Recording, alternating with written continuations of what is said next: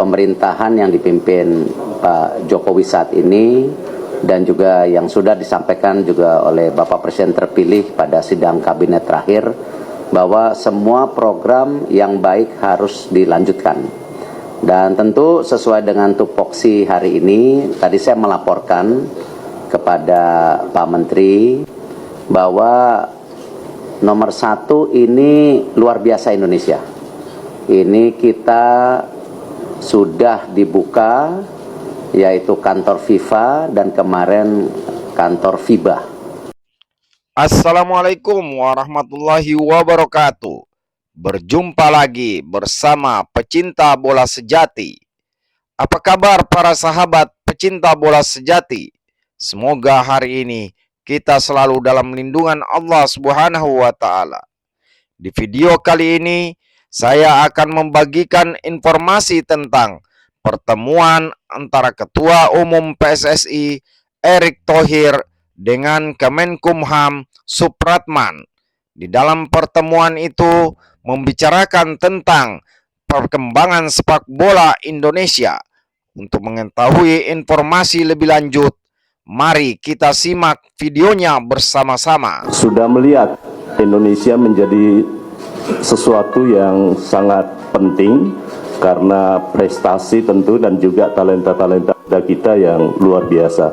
Tentu ini tidak terlepas dari apa yang telah dilakukan oleh kontribusi yang dilakukan oleh Pak Erick, baik di bidang cabang olahraga sepak bola, ini olahraga rakyat, olahraga kita semua, dan saya berharap mudah-mudahan dengan dukungan yang diberikan Kementerian Hukum dan HAM, terutama yang terkait dengan naturalisasi, ini akan bisa memberikan kontribusi nyata dalam upaya kita mengangkat dan meloloskan timnas kita di Piala Dunia 2026 yang akan datang.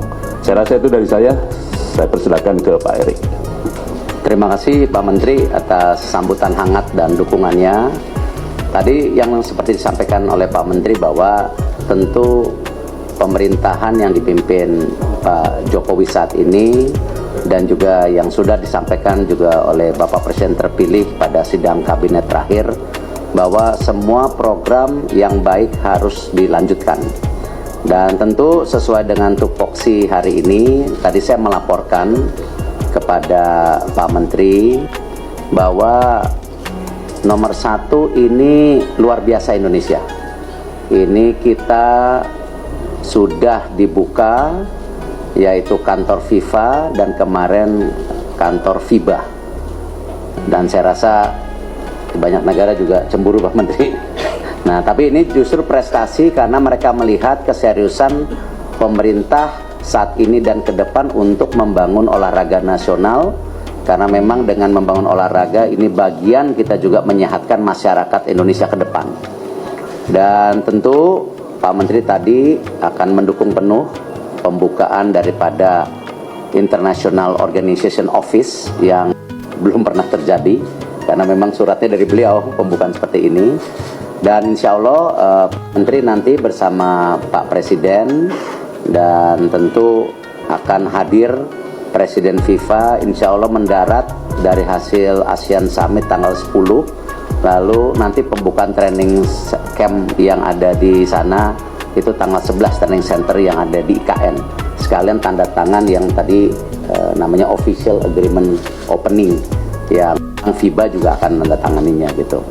Yang kedua, tadi kami juga memaparkan kepada Pak Menteri rencana jangka pendek menengah panjang pembinaan pemain daripada PSSI, di mana kita sudah mempersiapkan U17, U20 dan senior. Dan ini sebagai bukti bahwa program ini tidak ada yang namanya program jangka pendek atau shortcut atau quick win. Semua itu harus punya berkesinambungan. Dan di situ Pak Menteri mendukung dan selama ini sudah mendukung beliau. Secara pribadi sering kontak ke saya dan insya Allah ini akan menjadi percepatan-percepatan yang bisa baik untuk prestasi olahraga semua. Mungkin dari Perbasi silakan Bu Dewi. Terima kasih Pak Menteri, Pak Ketum PSSI. Dari Perbasi sebetulnya tadi sudah sudah disampaikan sedikit dengan Pak Pak Ketum PSSI, Pak Erick Thohir, karena sebetulnya juga Pak Erick juga ada di basket juga sebagai salah satu pengurus FIBA dunia. Jadi kita Perbasi sebagai federasi kita lapor sama Pak Menteri hari ini bahwa beberapa hari yang lalu sudah dibuka kantor FIBA Indonesia. Kemudian sama juga dengan PSSI, Perbasi juga kita juga butuh talent, butuh pemain-pemain tinggi, dan kemungkinan ke depan juga kita akan agak ngerepotin Pak Menteri untuk pemain-pemain diaspora kita mendapatkan paspor hijau. Mungkin hanya itu Pak dari kita. Terima kasih.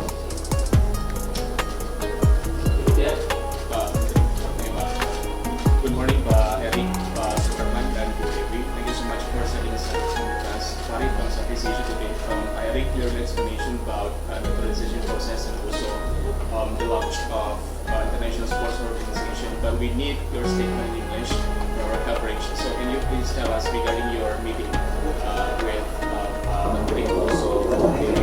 Yeah. So the purpose of meeting today, of course, we want to get a full support from the government, especially from Mr. Supratman, has been a long friend of the sports. He concerned about also progress of sports in Indonesia, not only football, basketball, and many sports.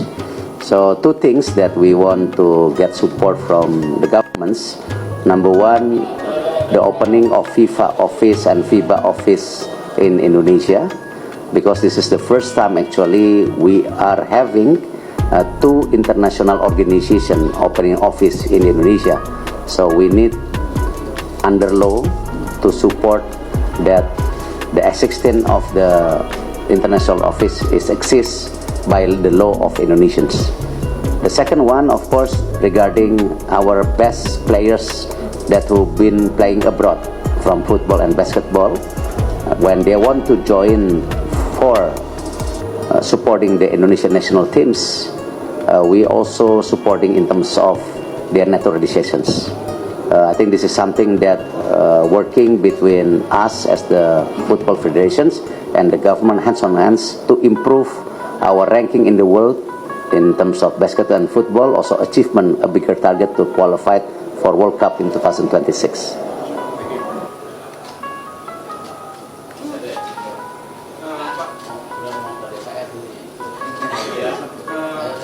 Yang pertama Pak, soal Hilbert dan Eliano, informasinya akan disumpah di Belanda. Segenting apa sih Pak alasannya hingga harus disumpah di sana, sementara sebelumnya naturalisasi semua disumpah di sini? Apakah karena tidak kepercayaan nanti lawan Bahrain, lawan Cina, timnas kita maksudnya Pak? Yang kedua, kemarin pas RGP anggota DPR ada yang bertanya Pak, sampai kapan naturalisasi, mungkin bisa dijelaskan? Ya, saya rasa di era demokrasi perbedaan pendapat itu sebuah yang maklum. Tetapi saya dari PSSI dan saya yakin Pak Menteri, pemerintah, kita harus mempunyai target untuk perbaikan prestasi timnas. Itu yang utama. Cara-caranya pun terhormat. Kenapa? Aturan FIFA menjelaskan setiap negara boleh menaturalisasi semua pemain. Kita bisa lihat tim nasional Belanda sendiri itu banyak keturunan Suriname, ya. Pemain tim nasional Prancis juga banyak dari negara tentu koloninya mereka. Amerika sendiri banyak yang last name-nya Spanyol. Tim nasional Spanyol juga pernah naturalisasi Costa dari Brazil. Tim nasional Italia pernah juga menaturalisasi pemain Argentina, ya. Bola itu merupakan event global, ya, dan semua terbuka menurut aturan FIFA, yaitu pemain naturalisasi yang bermain di liganya selama 5 tahun atau yang punya darah bapak, ibu, kakek, nenek. Nah, kebetulan saya dan Pak Menteri komitmen sama, kita ingin memfokuskan semua talenta terbaik bangsa Indonesia yang ada di luar negeri untuk memperkuat tim nasional, yaitu pilihannya yang mempunyai darah Indonesia. Nah, tentu ya pembentukan daripada tim nasional ini bukan jangka pendek. Kita bisa lihat prestasi 19 kita yang kemarin juara AFF, U17 kita yang sayang hanya bisa ranking 3 karena waktu itu lawan Australia kena kartu merah di menit 26. Nah, tapi kita mau lawan lagi Australia nanti ini bulan-bulan ini ya, mudah-mudahan kita bisa membalas gitu. Ini yang junior ya, junior bukan senior. Dan ini ya bagian komitmen bahwa yang namanya pembangunan tim nasional itu bukan dilihat dari sisi jangka pendek, tapi menengah dan panjang, dan kita sudah siapkan talentanya gitu. Nah, kalau mengenai naturalisasi Silger, ibunya orang Manado, ya, Eliano ibunya orang Maluku, bahkan ibunya masih sering pulang ke Manado melihat yayasan daripada tunanetra yang dibina. Jadi mereka sangat Indonesia. Jadi jangan pernah pertanyakan merah putih mereka. Ada sebuah video hari ini baru terlihat ketika Silger bermain dengan klubnya, tiba-tiba ada yang bawa bendera merah putih, lalu dia ambil bendera merah putihnya, dia foto. Nah, itulah nasionalisme. Ya, kita tidak bisa melihat nasionalisme itu karena tentu posisi-posisi yang hanya menjadi sebuah kontroversi. Dan saya rasa apa yang kita sedang lakukan untuk semua pemain kita tidak ada prejudice, karena sesuai dengan aturan dari pemerintah harus diangkat sumpah, dan itu ada fleksibilitas baik di sini atau di luar negeri. Itu biasa, angkat sumpah di luar negeri juga ada. Nah, kebetulan memang sekarang FIFA Matchday-nya sudah tidak ada. Artinya ya kita harus respect kepada klub yang tentu mereka bermain. Nah, disitulah kita mencari cara yang sesuai dengan aturan, jadi bukan di luar aturan. Ya, kita coba mengangkat sumpah di negara lain, seperti juga beberapa bangsa Indonesia yang angkat sumpah di negara lain juga. Jadi bukan sesuatu yang spesial. Ya, kita tidak ada yang spesial, semua kita hormati secara hukum, baik hukum yang ada di Indonesia maupun aturan FIFA. Itu.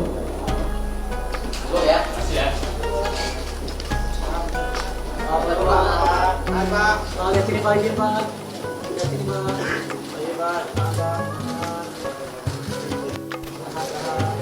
kasih.